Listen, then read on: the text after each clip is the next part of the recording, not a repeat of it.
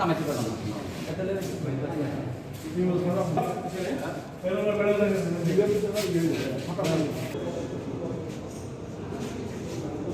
আজকে দুপুর 2:50 ঘটিকার সময় আমরা সংবাদ পাই যে হোটেল সাবানে একজন বর্ডার দরজা খুলতেছেন না।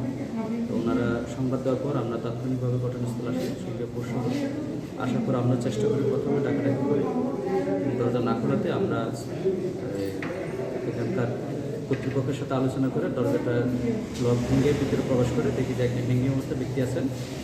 পরে আমরা একটা জন্ম নিবন্ধনের সাথে একটা মোবাইল নম্বর ছিল, ওই নম্বরে যোগাযোগ করলে তার বাড়ির ঠিকানা পাই, তার বাড়িতে সংবাদ দিই। এই ঘটনায় আমরা সিআইডি এবং পিবিআই সহযোগিতা নিই। তারা সব আসার পরে আমরা ঘটনাস্থল পরিদর্শন শেষে এখন লাশ ময়নাতদন্তের জন্য মর্গে করতেছি। এখন আমরা তো সঠিক বলতে পারবো না, এটা যেহেতু ভেঙে অবস্থা পাইছি, পরবর্তী তদন্ত সাপেক্ষে ব্যবস্থা নেওয়া হবে। সে পরশু দিন আসছে, যা কারণে কালকে ব্লক করছে, কালকে 12টা লজ ডাকছে। আমারে বলছে যে এই রুমের ভাড়া পাইছে না, বাকি রুমের ভাড়া আনছে, ওই রুমের ভাড়া নিচ্ছে বাকি। তবে বললাম যে আবার ডাক দেও, আর না থাকলেও অসুবিধা না, ডিস্টার্ব দিও না ছেলেটারে। আর ছেলে ভদ্র আছে, ভাড়া পাইব না, 200 টাকার ব্যাপার দেবেন সঙ্গে। এই বোধ তো শেষ চলে গেছে, ভয় তো আর ডাকছে না পারে। আজকে সেম ডাকছে, তোমার তার সন্দেহ আছে যে 10-12টা বাজে যাবে, ছেলেটা উঠলো না, কী ব্যাপার উঠলো কি না দেখছি সে দেখাবো হয়তো। ও হেড লক করছে, আর লক করার পরে তখন ওদের আলাদা কোনো সারা শব্দ নেই। তখন ওই ওরা বইয়ের মধ্যে যারা সিনিয়র আছে, বড় আছে, ওদের বলছে যে ওরা তো ডাকতেছি, ডাক, ওরাও গিয়ে ডাকছে। তখন ডাকার পরে দেখা গেলো যে না কোনো সারা শব্দ।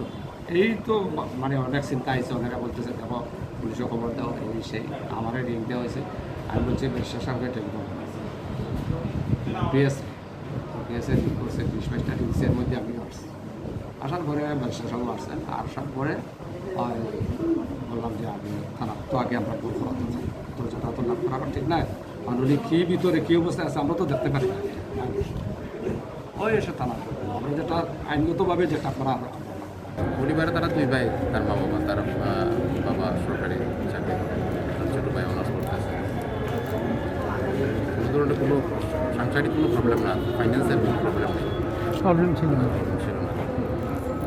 তবে এটা মানে কেন এটাই বুঝতেছি না নিজেরা আমরা।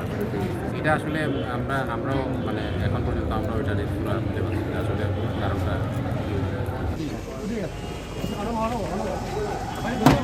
আমি মেডিকেল জায়গা ফোন দিতেছি।